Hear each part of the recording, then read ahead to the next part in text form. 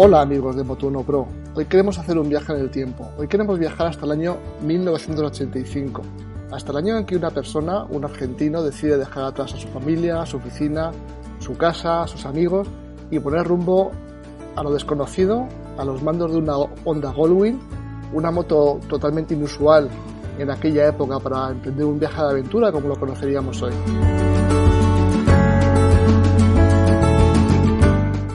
Hoy queremos hablar con Emilio después de que se hayan cumplido 25 años de sus dos vueltas al mundo en moto. Hoy estamos con un argentino más loco del mundo, una persona que nos mantuvo pendientes de él durante casi una década a través de los reportajes que se publicaron en la revista Motociclismo. Buenas tardes, Emilio. Hola Juan, buenas tardes. Encantado de estar contigo. Muchas gracias por haberme permitido esta oportunidad de estar con ustedes y con tus oyentes, y me entrego a ti en cuerpo y alma. El 14 de enero de 1985, Emilio, decides un día cerrar la puerta de tu casa, dejar tu trabajo, coger las llaves de tu moto y decir: me voy a la aventura, lo dejo todo atrás y voy a cumplir mi sueño, ir a la aventura. En ese momento, ¿qué pensaste? ¿Pensaste que llegarías tan lejos, que llegarías a estar 10 años ininterrumpidamente viajando?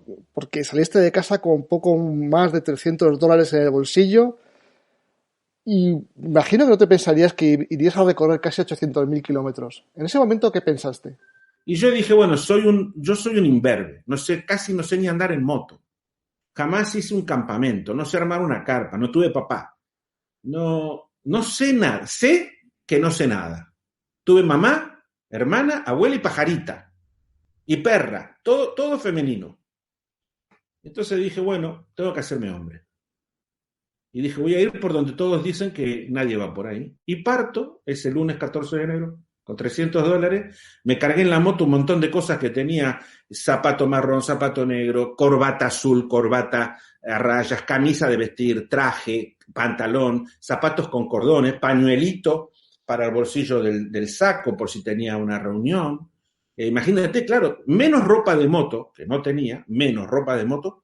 No me llevé plantas porque las había vendido las plantas. Las patas de rana, que se dice aletas, sí, en buceo. Me llevé la raqueta de tenis, que no la había vendido por las dudas. Me llevé pelotitas de tenis pensando que no había pelotitas de tenis en el mundo. Papel higiénico. Mi inocencia era tan grande, mi falta de conocimiento era tan grande. Tú imagínate que teníamos 4 canales de televisión en Argentina en esa época. 4. Hoy hay cientos. Teníamos 4, no había mapas.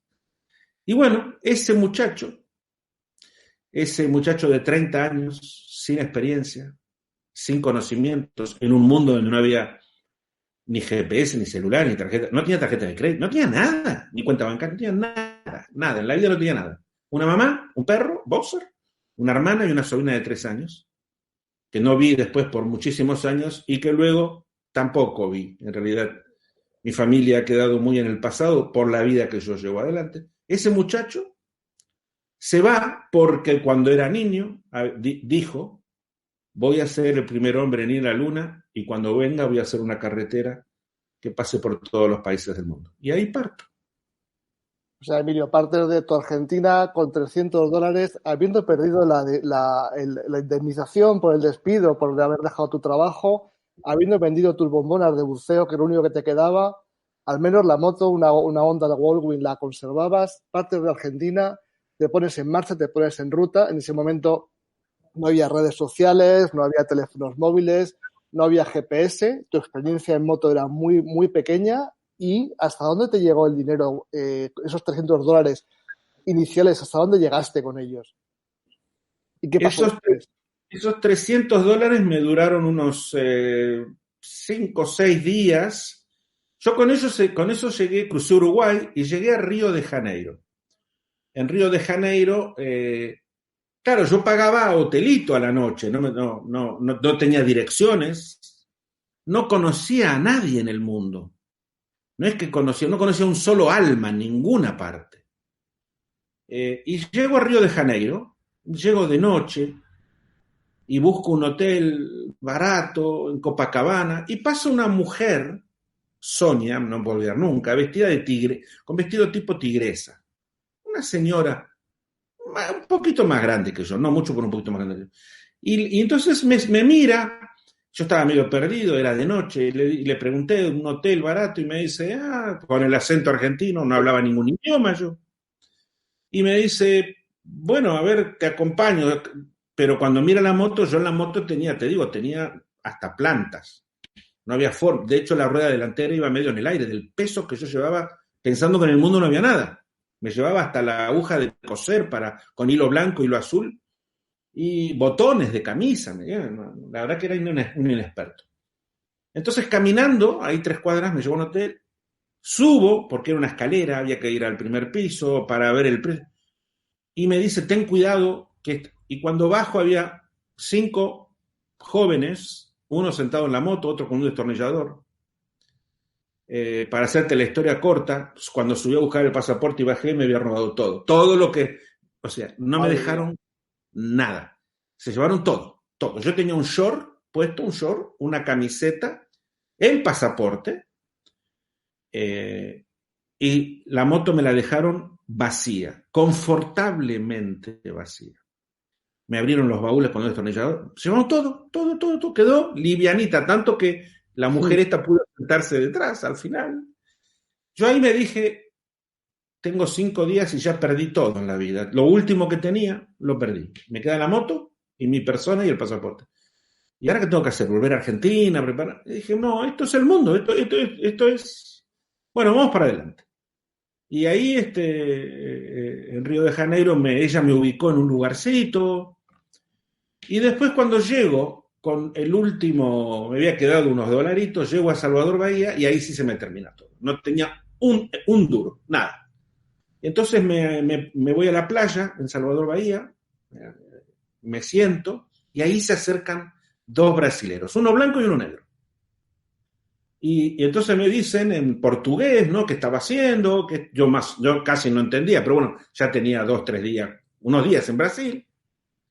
Y ahí uno me dice, te invito si quieres quedarte en mi casa. Y fue la primera persona, Jair Santos Neto, que yo acepté entrar y quedarme en una casa. Y a partir de ahí, Juan, mi vida durante muchísimos años fue eso, fue crear circunstancias, crear momentums en esquinas de calles, como si llegara a Sol en Madrid y me parara ahí con la moto, solito, y esperando que alguien se acerque, hombre, mujer, grande, viejo, gordo, flaco, blanco, negro, judío, cristiano, no importa, y que me hablase, y que me preguntase, y que me diese la oportunidad de decirle que venía de lejos. Y entonces esa persona por ahí, con suerte, me invitaba a su casa, o conocí a un amigo, o me ubicaba en algún lugar, o hasta me regalaba un tanque de gasolina. Y eso fue lo que pasó. Y así fui recorriendo Brasil, Venezuela, los garimpeiros, los buscadores de oro, navegando el río Amazonas cuando hoy hay turismo, gracias a Dios, no había turismo. Era un mundo distinto, de hecho, desde los primeros días yo era salía en el periódico de Brasil, argentino da a volta ao mundo. Era impresionante para la gente, ¿no? Una moto negra, grande. Y yo era prolijo, no era un hippie, ¿no? Mal arreglado, mal hablado. Era muy inocente, era muy... Tu viaje, Emilio, comienza a conocerse en España en el año, si memoria no me falla, en el año 88. Porque 87. 87, cuando empiezan a publicarse las crónicas en la revista Motociclismo, donde yo empezaba de becario, allí en el año 88 empecé de becario y recuerdo que nos tocaba, le llamábamos traducir a Emilio Scotto, porque tus crónicas llegaban en papel escrito, escrito a mano en un papel, escrito con un boli, y tus fotos llegaban, no sé de qué manera, pero llegaban en diapositivas, en unos sobres, donde apareció un sobre, de repente aparecía, Emilio nos han mandado 3 crónicas de su viaje, desde no sé dónde, pero antes de llegar a España, antes de llegar a las crónicas de motociclismo, ¿cuál fue ¿cómo fue o te planteaste de alguna manera escribir tu reportaje de una manera seriada en medios de comunicación o eso surgió también de la misma forma? Todo en mi vida fueron accidentes. Había alguien que viajaba conmigo en la moto atrás, diría que Dios, y me hacía entrar en cosas que yo no había ni pensado ni decidido. Aclaremos, no podía yo pensar ni decidir cosas que no conocía.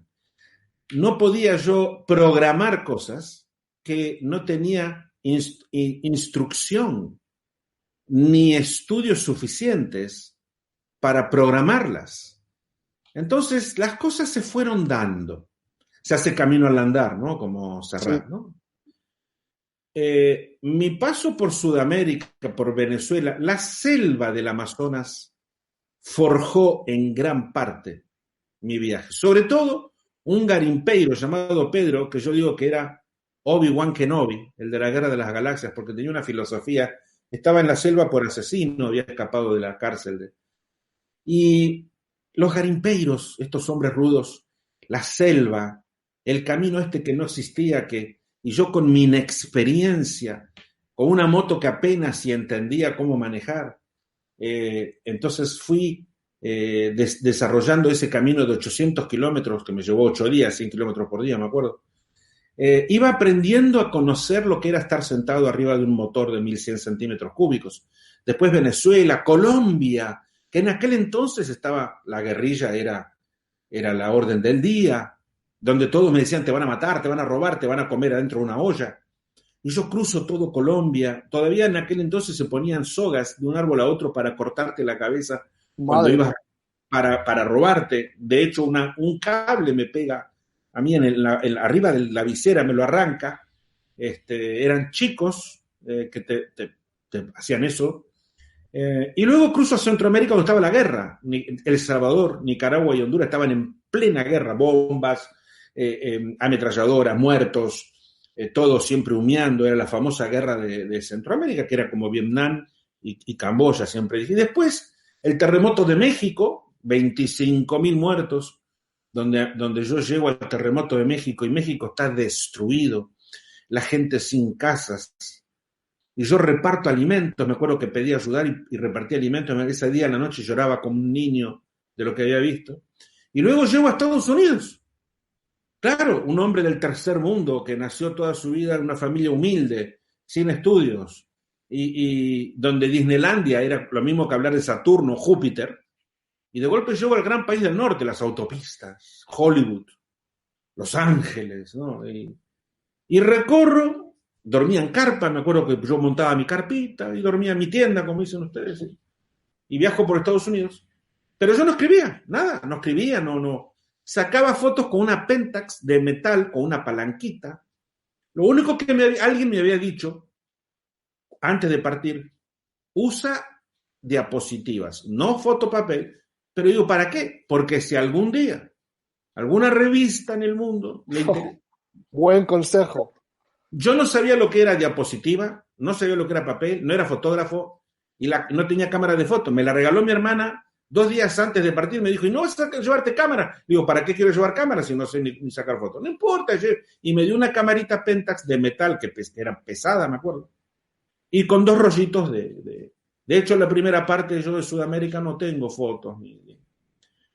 Llego a Estados Unidos y llego a Miami, cruzo a Estados Unidos y llego a Miami. Y en Miami me quedo en un departamento con 3 drogadictos. El dueño le había quitado las puertas, las ventanas, le había cortado la luz, el gas y el agua. Los 3 drogadictos estaban tirados en el piso y me dicen, uno era argentino, uno chileno y uno americano. Quédate ahí, tírate, ahí, medio drogado. Ahí me quedé en ese departamento, sin puertas, sin ventanas, sin comer. Y cruzo, yo pasé 48 horas o 3 días, no tenía, y no tenía dinero, no tenía dinero. Y no es que tú buscabas un trabajo, ahí no era así. Y cruzo y le digo, voy a trabajar. Y le pido a un almacén si me deja limpiar los pisos y acomodarle las bebidas en las heladeras. Y el hombre puertorriqueño me dice, tú eres el de la moto negra, ¿no? Que está ahí enfrente con los drogadictos.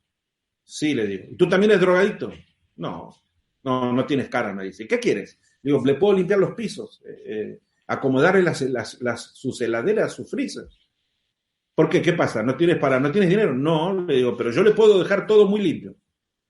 Me dice, bueno, mira, ¿ves esa heladera de allá? Ve, te agarras una bolsa y te metes ahí la comida y la bebida. Y vienes, y todos los días, a la mañana, a la medianoche, a la noche, hasta que tú te vayas, yo soy tu sponsor, me dice, yo te voy a... No, pero yo le quiero limpiar. No, acá mando yo, me dice, no quiero que limpies nada. Come. Y ya vamos a hablar. Voy a la heladera y traigo un sándwich sin bebida, y mira él, entonces va él a la heladera y él me sirve otro sándwich y Coca-Cola y eso. Y entonces me dice, mira, acá hay una revista, un grupo editorial muy grande, me dice, muy grande. ¿Por qué no vas? Y tal vez te compren tu historia. Y me convenció y fui, en Miami, me senté con un editor y me dice, cuéntame, porque yo no escribía, me dice, cuéntame. Y yo le cuento y sale mi primer reportaje en la revista Hombre de Hoy y la revista Geomundo, con unas fotos oscuras, escrito por el editor. Sí. Y me paga un dinerito con el cual yo puedo seguir poco, pero bueno, sigo hasta Nueva York, cruzo a Europa, me voy a ver a Maradona, llego a España y cuando estoy en Madrid, yo tenía una dirección en Madrid, una dirección, escuchen esto, yo tenía una dirección en Madrid. Me voy a la dirección, era el consulado de Canadá en Madrid. Entonces pregunto por el cónsul, que yo lo había conocido en Brasil en el carnaval, y el cónsul Emilio, y me invita a quedarme en su casa, en la casa del cónsul de Canadá en Madrid. Y él, François Taschereau, y él me dice, acá hay una revista de motos muy importante, me dice, motociclismo. Me dice, hay dos, hay otra en Barcelona, solo motos. ¿Por qué no los vas a ver a los dos?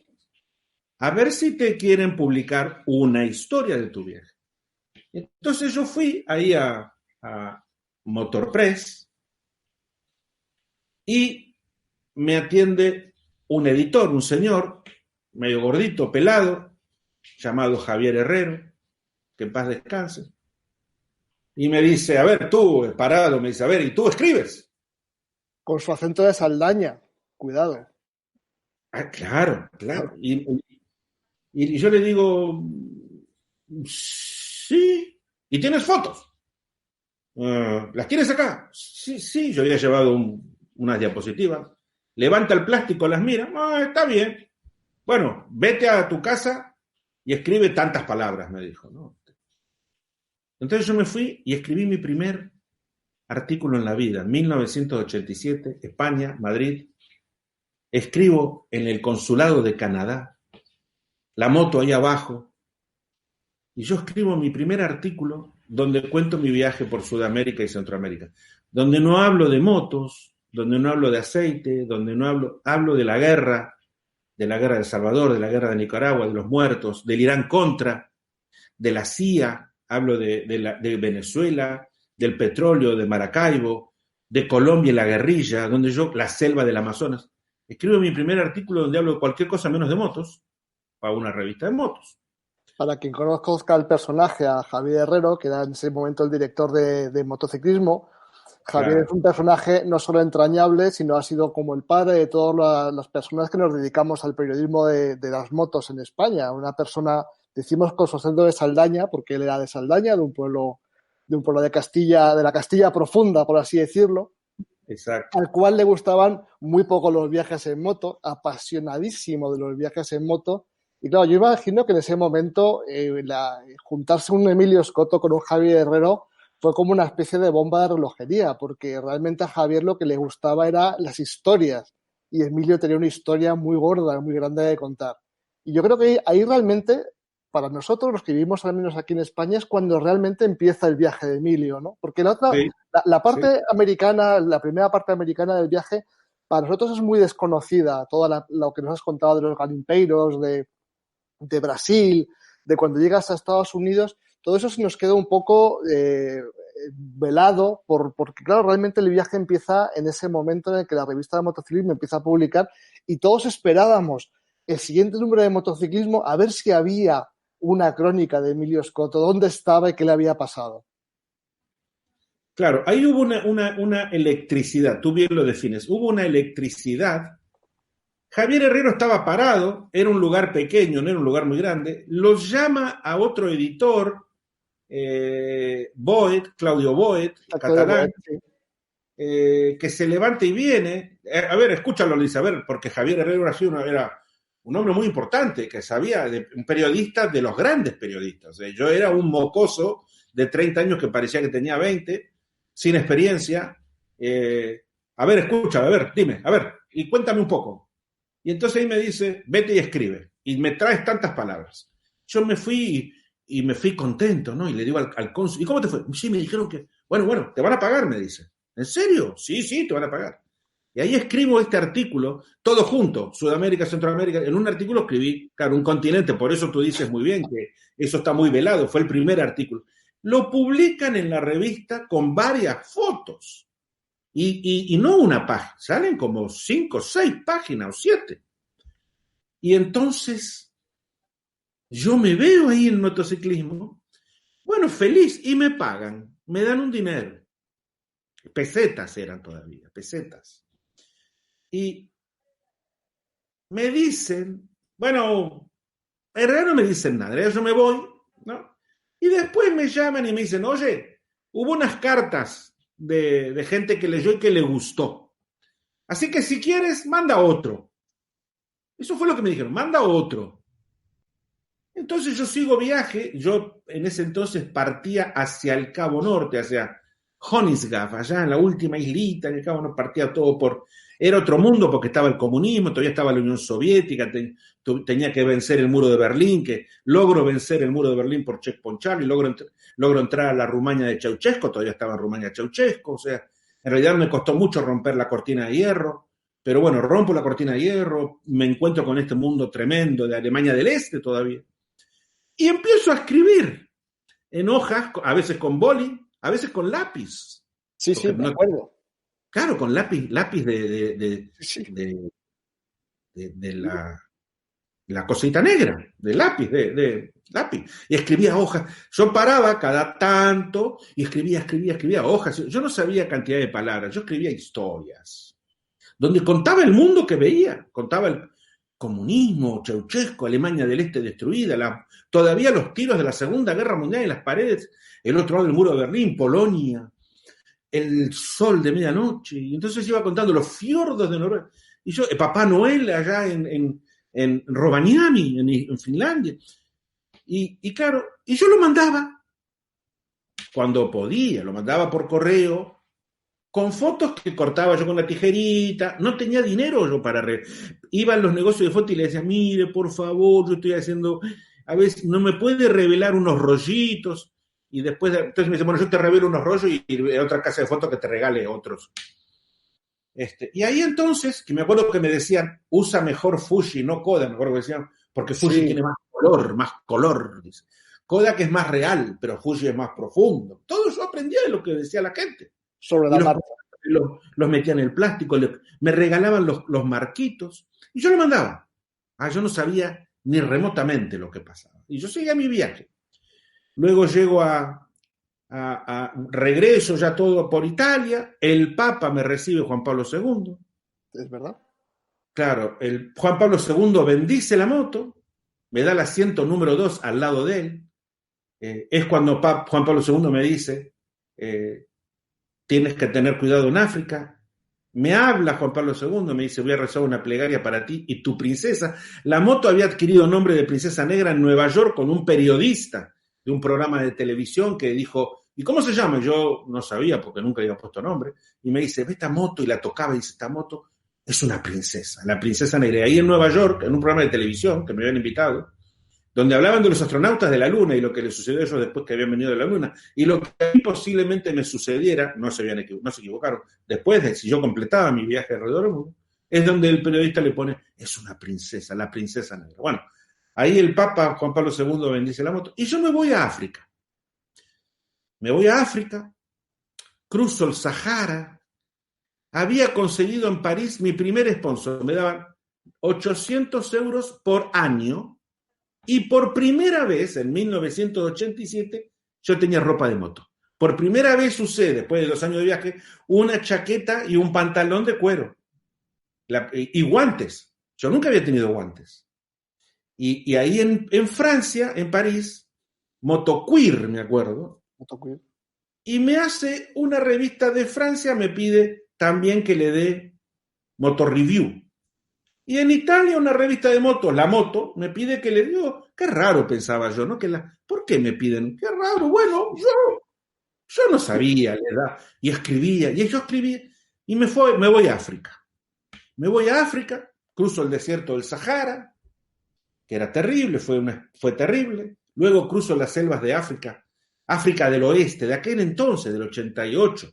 África del Oeste, la guerra de Liberia, Guinea-Bissau, en fin, el comunismo de Benín. Y yo escribía, sacaba fotos y escribía. ¿Y mandaba a dónde? Mandaba en realidad a París, a este patrocinio, que ellos lo distribuían a España, a Francia, Inglaterra, a Lancaster en Inglaterra. Doy la vuelta a África, los 55 países de África, me lleva 2 años y un día, 5 veces en prisión, la guerra de Somalia, el barco que casi se hunde escapando de la guerra somalia en el Golfo Pérsico. Enfermedades. Malaria, que casi me muero. Yo fui uno de los primeros donde ahora se habla mucho de las sulfas, que parece que van a practicar con el tema del coronavirus. Las sulfas las practicaron conmigo en el año 88, todavía estaban en experimento, y como yo me iba a morir, ya estaba en Congo medio muerto, me practican estas sulfas que ahora se van a usar, parece ser. El Golfo Pérsico, que nadie podía ir, Qatar, Bahrein, Arabia Saudita, a nadie iba ahí, estaba prohibido, en un mundo, no es que había Fórmula 1 ni no había nada, prohibido, nadie, y menos moto, olvídate, menos en moto.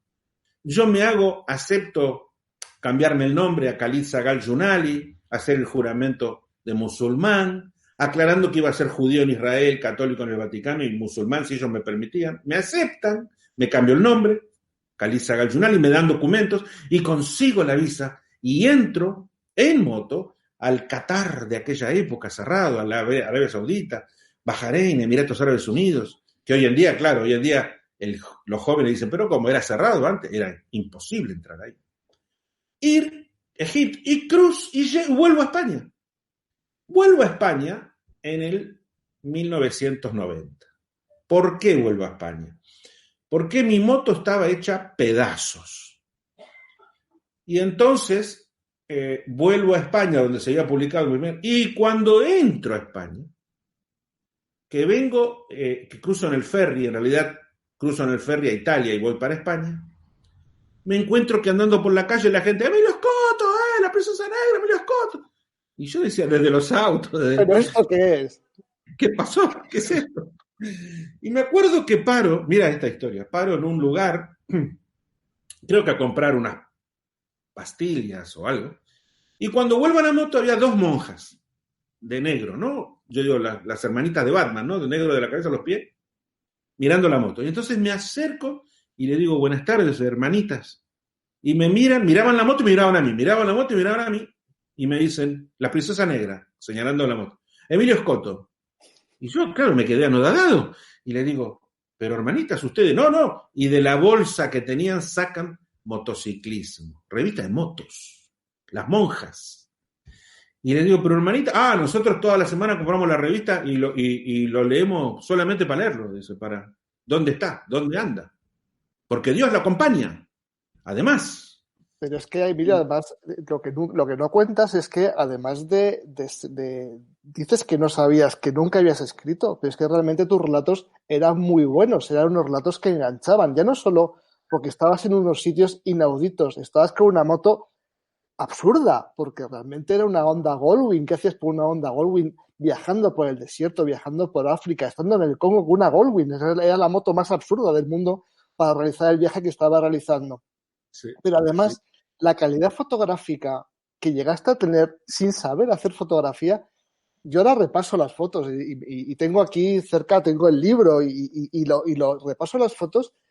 Esa calidad fotográfica, esa instantánea, ese color, esa situación era algo brutal. O sea, yo no sé cómo no llegaste a plantearte que el éxito que podías haber llegado a tener, porque es que en España una generación te adorábamos.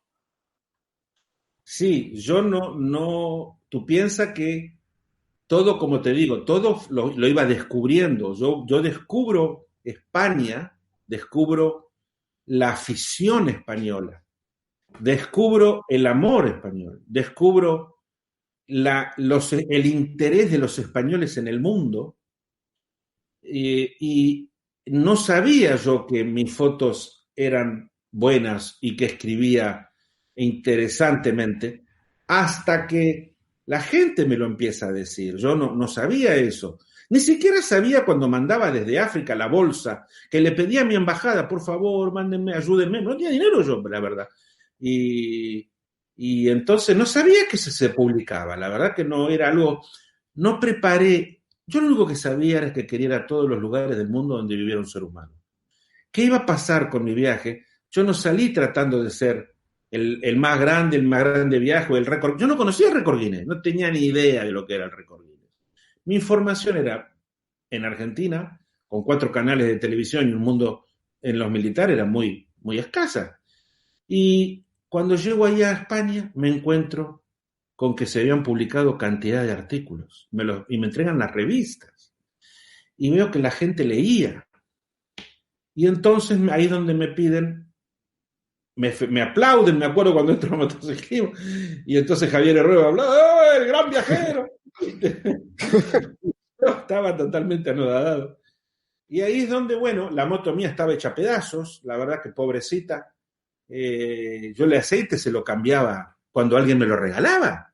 Yo usaba el aceite 15.000 kilómetros, las ruedas las usaba hasta que se veían adentro el metal de las ruedas. O sea, no es que no tenía patrocinio. Y ahí entonces, en 1990, en el 5.º año de viaje, ahí entonces entra mi primer patrocinador de ruedas. Bueno, te vamos a colocar las ruedas donde tú necesites, porque tú andas con telas, no tienes neumáticos.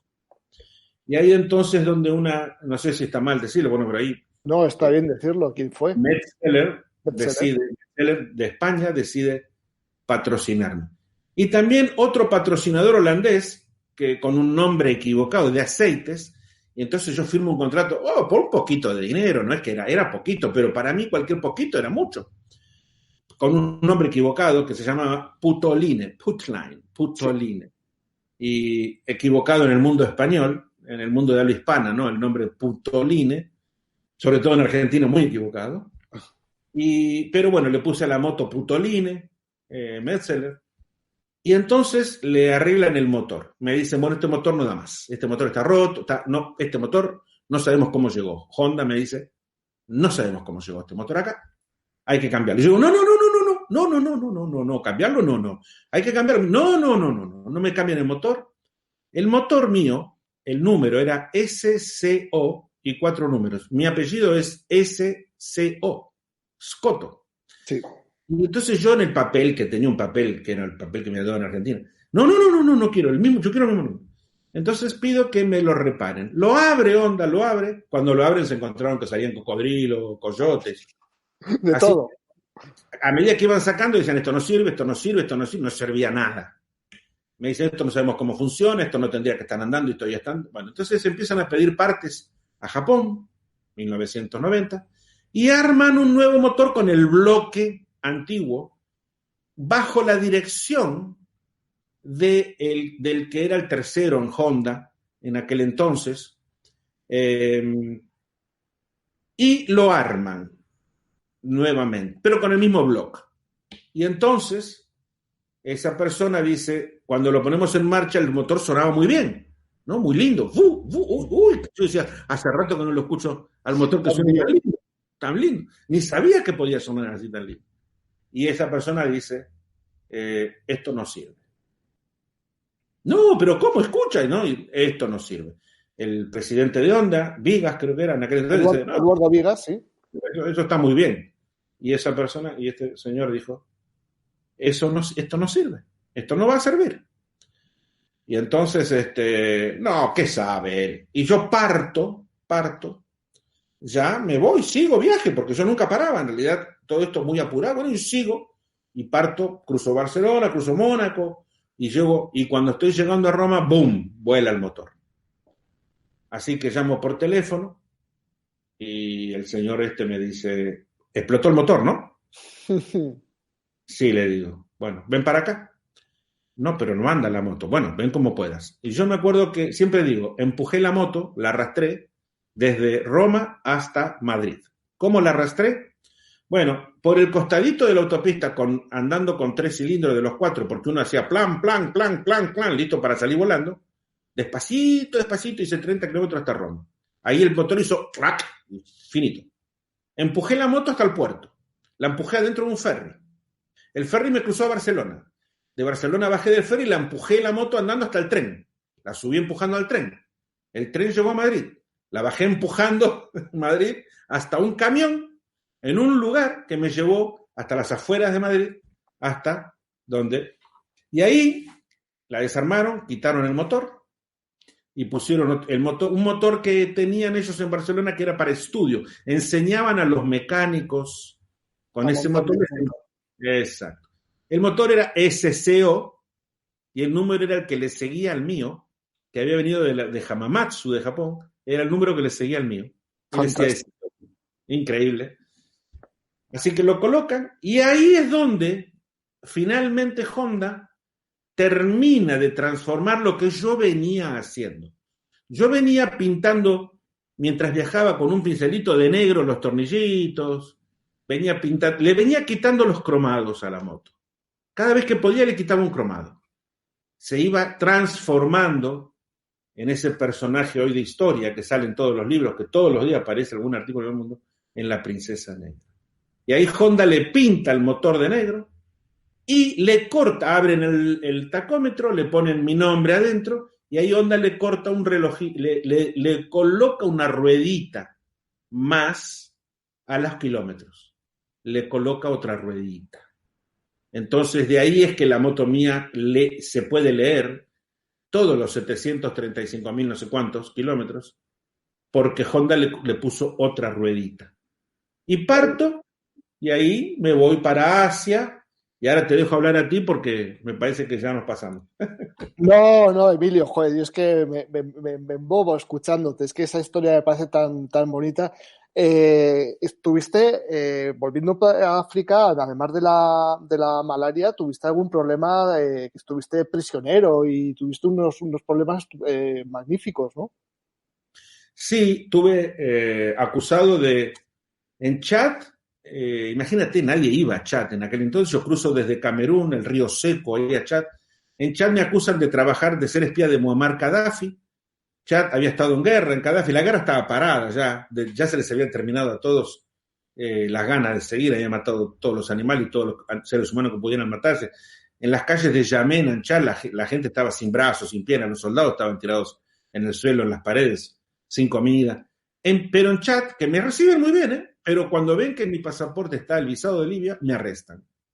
Ahí me acusan de espía, me quitan la moto, me la confiscan, me dicen que nunca más me la van a devolver, que iba a ser juzgado por espía, y me encierran en un cuartito, me acuerdo, tuve como 3 días encerrado en un cuartito que no se veía un fotón de luz. Y entonces entra un señor vestido de negro, y me pone una silla y me traen comida y agua. Y me pide, disculpe, no sabíamos, me dice. Yo había pasado 3 días encerrado sin saber qué había pasado. Me habían encontrado una foto, claro, me confiscan todo. Y en mis cosas yo llevaba revistas, periódicos que habían salido en el... Claro, ¿yo dónde pasaba? Los todo periódicos... todo sospechoso. Claro, todo eso miraban y de golpe me encuentran en un periódico la foto con Maradona, que yo me había sacado en una fiesta que Maradona dio en Nápoles. Y cuando me encuentran la foto con Maradona, ¿cómo no les había dicho? Que era amigo de Maradona. Imagínate. Y que entonces, ahí pasé de ser un criminal a ser un héroe. Me devolvieron la moto, me devolvieron las cosas. Luego me arrestaron. El peor de todo, yo diría que fue en Liberia, cuando me acusaron de haber ido a matar al presidente, a Samuel Kenyon Doe, porque yo trabajaba para Taylor. Taylor, en aquel entonces atacaba en Liberia desde Sierra Leona. Muchísimos años después, Taylor fue presidente. Muchísimos años después, Taylor fue acusado de crímenes de lesa humanidad, todavía está preso, junto con Mubarak de Egipto. Pero Samuel Kenyon Doe me acusaba de que yo trabajaba para Taylor. Yo, nada, imagínate, para nadie. Así que a los 30 kilómetros de cruzar de Sierra Leona a Liberia, me quitan la moto, me arrestan. Y ahí sí fue muy malo porque fue la única vez en mi viaje donde me pegaron. La única vez donde me pusieron la mano encima, se dice, ¿no? Donde sí. Un soldado me pegaba del mismo lado de la cara, con la mano abierta, me pegaba cachetazos, interrogándome, y me dejó la cara hinchada de ese lado, me acuerdo, donde me decía siempre la misma cosa: what's your mission? ¿Cuál es su misión? Siempre me decía lo mismo. Y yo le decía, no, I'm tourist. ¡Boom! Me daban unos cachetazos. Madre mía. Un manoplazo, y que me iban a matar. Que yo iba a ser nada, que él me iba a fusilar, él me iba a matar con su revólver. Y bueno, hasta que entonces aparece un libanés que tenía un hotel en la capital y una pizzería, que se enteró y le pidió a un ministro amigo suyo que iba a su hotel con prostitutas. Le dijo, señor ministro, ustedes tienen un viajero, ¿no? Es argentino, ¿no? Argentino no tiene nada que ver con nadie, dice, si no existe, dice. ¿Por qué tienen a ese hombre ahí? Lo van a matar. Y el ministro libanés, como iba con sus mujeres ahí al hotel sin pagar, en una servilleta escribe, dejarme pasar. Lo lleva a este hombre a la frontera y al final, después de 7 días, me liberan. Y me salva la vida. Me quedo en su hotel y ahí sigo viaje y ahí me voy de Liberia porque me dice, o te sales de acá o en 3 días tú eres hombre muerto. Y cruzo a Costa de Marfil y ahí sigo mi viaje hasta que me infecto de malaria en Congo, donde casi me muero, paso 10 días terribles, y donde después llego, doy la vuelta por el sur y ya después Sudáfrica. Namibia todavía no era Namibia tenía muchos problemas, era Southwest Africa, todavía estaba en conflicto esa región, ¿no? La capital, Windhoek, todavía estaba en conflicto, no existía Namibia como país. Y ahí cruzo, ¿no? Mozambique estaba en guerra con la Renamo, la guerrilla. El presidente de Mozambique acepta mandarme 2 camiones llenos de soldados para que me escoltaran hasta Maputo, antigua Lorenzo Márquez. Ahí cruzo a lo que era Rodesia, Zimbabue, Zambia. Zambia era comunista también. Había muchos países comunistas. Tanzania era comunista. En Tanzania yo me tenía que desvestir completamente todo el cuerpo y mostrar incluso atrás mis nalgas abiertas, que no escondía nada. O sea, era otra época, era otro mundo, era distinto el mundo. Uganda, cerrado, recién, digamos, habían derrocado a Idi Amin, hacía poquitos años habían derrocado a Idi Amin. En Ruanda y en Burundi.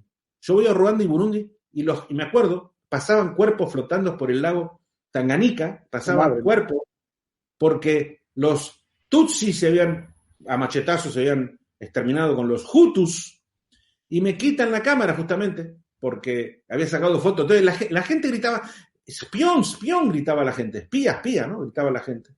Era un mundo cerrado, era un mundo cada un país era un visado. Cada país, yo tuve mis pasaportes, cada país tenía que pedir visas. Y ahí sigo, bueno, Sudán era terrible, nadie viajaba por Sudán de aquel entonces. Khartoum, el cruce de Egipto ahí por Asuán, por Abu Simbel, el cruce en ese barquito que pero la guerrilla, y bueno, me acuerdo que en Abu Simbel era la única persona con Ramsés y la moto, era la única persona, porque no había turismo.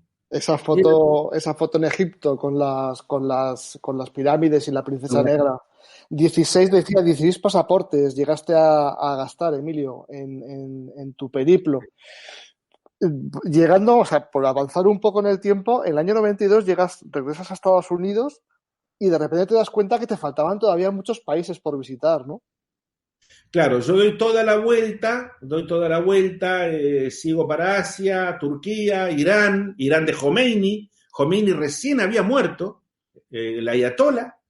Khomeini, ahí cruzo a Pakistán, hago el desierto de Baluchistán, llego a Quetta, cruzo a la India con muchos problemas porque la India es el país más cerrado del mundo, el número 1 cerrado del mundo para entrar con un vehículo era la India.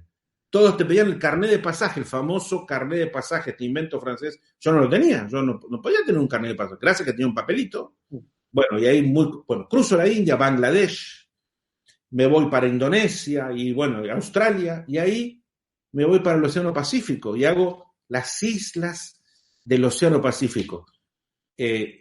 Nueva Caledonia, Palau, Saipán, Tinian, Papúa Nueva Guinea, Morea, Bora Bora, Samoa Americana, Samoa Apia, Kiribati, Tuvalu, Nauru, o sea, las islas del Pacífico que me lleva 1 año y medio, arrastrando una moto donde no había barco, no había ferries, había aviones a hélice, que yo tenía que pedirle que sacaban asientos de los aviones para meter la moto.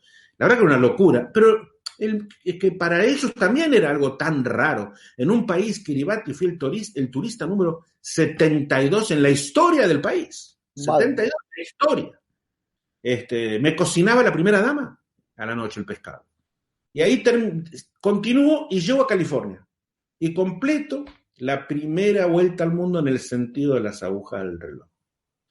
Pero cuando llego a California, que por primera vez vuelvo a un punto, ¿no? al continente americano, de donde había partido, ahí yo podía bajar de California, ¿no? Bajar por México, Centroamérica, la Panamericana y volver a casa. Y terminaba la vuelta al mundo. Pero yo dije, momentito, está bien, he girado el mundo, pero no cumplí con el sueño del niño, que es ir a todos los países del mundo donde hubiera un ser humano. Todavía no fui a China, todavía no fui a Mongolia, todavía no fui a la Siberia, todavía no fui a Groenlandia. Entonces, ¿cómo es esto? ¿No? Entonces, de ahí partí en un avión que me lleva a Hawái, me lleva justamente a Micronesia, Truk, Palau, todas esas islas, Filipinas, Corea del Sur, y ahí llego a Japón, Hiroshima, Tokio, y ahí entro a China. La China de aquel entonces, que es prohibida. Me quitan la moto en China, me la confiscan en Beijing y me dicen que no hay problema, que yo puedo quedarme en Beijing, puedo conocer Beijing. Pero Pekín. La moto no. No, la moto no. Pero cuando me vaya en un avión me la devolvían. Y ahí entonces unos chinos van a ver al ministro y el ministro los recibe y les dicen: ustedes no pueden tener arrestado a este hombre. Este hombre, dice, en España, este hombre, y en Italia y en Francia, este hombre sale en muchas revistas. China estaba promocionando las Olimpiadas de Sydney, para ellos ser sede de las Olimpiadas de Sydney. Y entonces, los chinos, motociclistas, le dicen al gobierno: nosotros no nos conviene tener a este hombre así sin la moto, y nos conviene dejarlo viajar por China. Y los convencen. Entonces me devuelven la moto, me dan un papel y me dicen que voy a poder viajar por China pagando en aquel entonces eran renminbi, que era la moneda que podían usar los chinos, no los extranjeros, pero sí los chinos. Con lo cual, para mí, yo a ese entonces ya tenía el patrocinio de una bebida cola, de Pepsi Cola, que en Singapur me había dado el patrocinio, que fue mi más importante patrocinio. Y entonces me dejan pagar en renminbi, que para mí era regalado China, era como pagar €1 por día con hotel, comida y gasolina. Y cruzo todo China, y eso sale en el mundo, ¿no? Cruzando China, lo mismo que cuando cruzo el río Mekong, a Laos, sale en el mundo, sale en la revista Life. ¿Se acuerdan de la revista Life? Sí, era impensable, claro. Era impensado. Cuando cruzo a Libia, que Gaddafi me deja entrar a Libia, era impensado. Empiezan a salir reportajes que algunas veces los capturaban periodistas, capturaban una foto mía pasando y hacían un reportaje donde yo entraba a un país que era prohibido. El mundo estaba... Alguna vez algún periodista me dijo: mira, Emilio, tú estabas en el lugar exacto. El mundo estaba buscando algún motivo para abrirse. Había gobiernos que habían tenido políticas completamente de encierro y estaban buscando motivos. Tú fuiste un motivo, tú diste la oportunidad. Libia practicó abrir esa frontera que tenía cerrada desde el año 69. Guinea-Conakry practicó 35 años de encierro dejando entrar a alguien. China practicó. Bueno, ¿y qué pasa si un ser humano viaja por todo China? ¿Qué va a pasar con los chinos? ¿Cómo lo va a recibir? Tú eras ellos podían ver la reacción de sus pueblos. Mongolia, 75 años cerrada. una semana en la frontera de Mongolia esperando a ver sí o no, sí o no, sí o no. Y al final, y los mismos soldados me decían, no se vaya, porque nos va a llegar estamos viendo ya la Unión Soviética nos está echando, ya no quieren saber nada con nosotros. Y me dejan entrar a Mongolia. Llego a Ulan Bator, Mongolia, después de 75 años que nada. Entonces esto empezó a salir en el mundo, además de mis artículos. Cruzo China y ahí es donde explota la Unión Soviética, cae y las provincias se transforman en países. Kazajstán, Kirguistán, Turkmenistán, Uzbekistán, se transforman en países. Y ahí entonces... Se complica la historia porque había que visitarlos todos. No solo eso, en realidad cuando dejo China, el primer país, tú sabes una cosa, Juan, a ver que me escuche la gente. Yo no tengo un país que se llama Emilio Escoto porque no supe hacerlo. Porque yo perfectamente podría tener un país, sí, podría ser el dueño de un país llamado Emilio Escoto, por ejemplo, o Princesa Negra. Porque ¿qué pasó? Cuando yo cruzo todo China y llego al final de la muralla china, estaba a 70 kilómetros más por el desierto, estaba la frontera con Kazajstán. En China, un militar, que es el que firmaba el permiso de que tú puedas seguir esos 70 kilómetros, que me lo voy a ver, me dice, si yo le firmo a usted la salida y no lo dejan entrar, acá no puede volver. Primero, porque usted, su visado que le otorgaron es de una sola entrada. Usted no tiene más visado. Y segundo, porque nosotros no dejamos entrar a nadie que venga de aquel lado.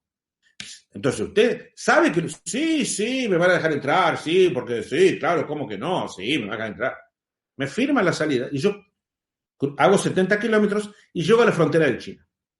Ahí en la frontera de China, tú cruzabas la frontera y había 2 kilómetros de tierra de nadie. Esos 2 kilómetros largos, 2 kilómetros que bordeaban toda la frontera de China y toda la frontera de Kazajstán. Tierra de nadie. Muro de un lado, muro del otro, rejas, militares, armas. Cruzo esos 2 kilómetros y llego a la puerta del muro ahí de Kazajstán, de la ex Unión Soviética, hacía pocos días. Abren el fuerte militar, entro al fuerte militar, y en el playón militar paro la moto y vienen los soldados kazakos blancos, ¿no? O sea, rusos. Sí. Casacos, sí.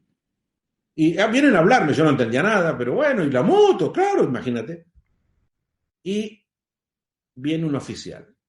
El oficial me dice pasaporte, le doy el pasaporte, busca, claro, no había visa. ¿Cómo va a haber un visado si no ellos no tenían embajadas en el mundo? Recién estaban diciendo libertad, somos libres, y no había embajada. No había nada. La visa, no tengo visa, le digo. Pero mire, yo soy y le muestro periódicos, revistas, motociclismo, le muestro de todo. El tipo me dice que me vaya, que no puedo entrar, no tengo visa, no puedo entrar. No, pero escúcheme, el tipo saca un arma y me dice, o se va o muere acá. Así que me subí a la moto, cerré todo, me di la vuelta, me salí y me fui a China. Crucé los 2 kilómetros. Claro, cuando llegué a China me dijeron, acá no puede entrar. No, pero ¿cómo? No, usted no puede entrar acá. Pero mire allá, no, que no, y se terminó, punto, China. Y en chino y en aquel lugar, no, se terminó. Así que entonces me hice 1 kilómetro y en el medio de este enorme, larguísimo corredor, que serían, no sé, 1000 kilómetros, una franja común, me puse mi tienda. En realidad yo ya no tenía tienda, usaba para dormir el cobertor de la moto. Y ahí me acuerdo que tenía latas con arvejas le dicen, no me acuerdo cómo se dice, arvejas. Almejas. Judías, sí. Y tenía galletas, yo siempre llevaba galletas duras. Y ahí me quedé. Y ahí estuve un día, un sol, un calor, desierto. Tenía mi agua, pero el agua ya se ponía, yo le enroscaba el tanque con una toalla, ya se ponía media mal.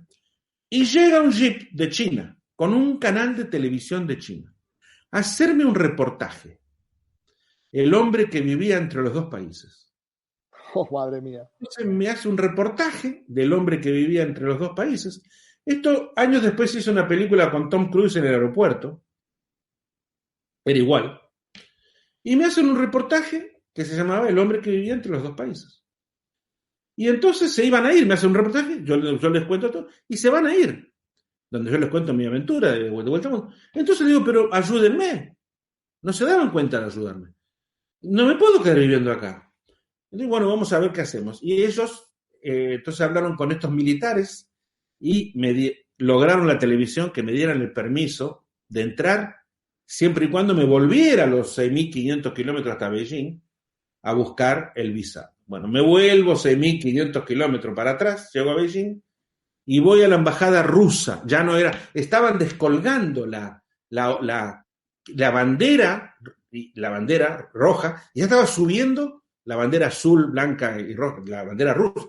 Ya sacaban el escudo soviético en la embajada, que era enorme, la embajada, me acuerdo, en Pekín, y me reciben, les explico lo que me había pasado, y me dice, sí, claro, me dice, ya no pertenece a nosotros esa. Ya ahora son países libres, pero todavía nosotros tenemos el control. Y me hacen, ellos, los rusos, me hacen un visado ellos de cada país de los otros. O sea, un país me hace un visado de otro país. Rusia, el país que hoy conocemos como Rusia, me hace el visado de Kazajstán, Kirguistán, Uzbekistán, Turkmenistán y Tayikistán. Rusia me hace esos visados. Increíble. Yo cruzo los 6.500 kilómetros de nuevo, llego a Kazajstán y ya tengo el visado. ¿Por qué? A cambio de llevar los anillos olímpicos de Rusia. Yo llevé 2 veces los anillos olímpicos. Una vez para China, donde llevaba los anillos olímpicos en el cuerpo con una ropa que me había regalado, y luego llevé los anillos olímpicos para los rusos. Y ahí el Comité Olímpico de Rusia me patrocinó el cruce por todas esas nuevas repúblicas que aparecían en el mundo. Y cruzo todo eso y llego otra vez a Europa, en invierno, siempre yo llegando en invierno a Europa.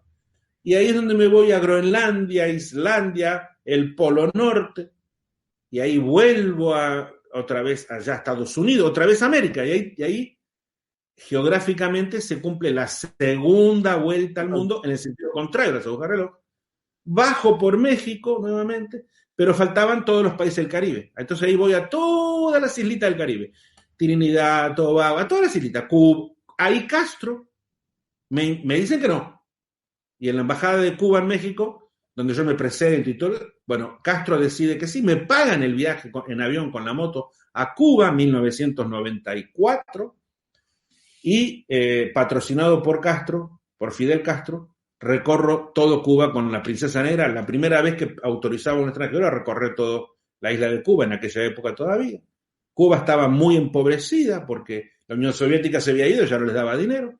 Recorro las 27 islas del Caribe y regreso a Sudamérica, a Colombia, a un país donde había estado, el primer país allá en el norte, y ahí bajo Ecuador. Ecuador y Perú estaban en guerra, tenían la frontera cerrada, estaban en guerra, 1994. Cruzo el puente, sobre el puente de Guaquilias me hace una entrevista, a ver qué opinaba yo de la guerra, quién tenía razón, si Ecuador o Perú, ¿no? En el medio, con todos los soldados en el medio del puente de Guaquilias, con la Princesa Negra, entrevista yo hablando diplomáticamente de los dos países. Cruzo todo Ecuador, cruzo Perú por la Panamericana. Ahí yo conozco la Panamericana recién en el último año de viaje. Y llego a Chile, mi país vecino de Argentina, el último país del mundo. El país 280 fue Chile, mi último país. En Chile me reciben los carabineros, todo. Bueno, ya era muy conocido mi viaje. Cruzo los Andes, vuelvo a Argentina, voy hasta el sur, hasta Ushuaia. Subo por la ruta y llego el 2 de abril de 1995 al Obelisco, a Buenos Aires, con 3.000 motos, taxis, colectivos, camiones que me seguían detrás tocando bocinas. Entro al Obelisco, llorando. Y el 2 de abril de 1995, 10 años, 2 meses y 19 días después de la partida, 735.000 kilómetros, 86 neumáticos, 9 asientos, 12 baterías, 42.000 litros de gasolina, 80.000 fotografías, termina mis 2 vueltas al mundo. Hace 25 años acabó el viaje de Emilio Scotto, pero no acabó su vida. Si quieres saber qué pasó a continuación, lo que Emilio puso en marcha una vez que acabó su viaje, sus aventuras, si escribió un libro o no, si el libro se editó en español, qué pasó con su moto, cómo lo recibió Honda, sus nuevos proyectos, su agencia de viajes, tienes que escuchar el segundo episodio de este podcast, esta entrevista especial con Emilio Escoto. Te esperamos dentro de unos días.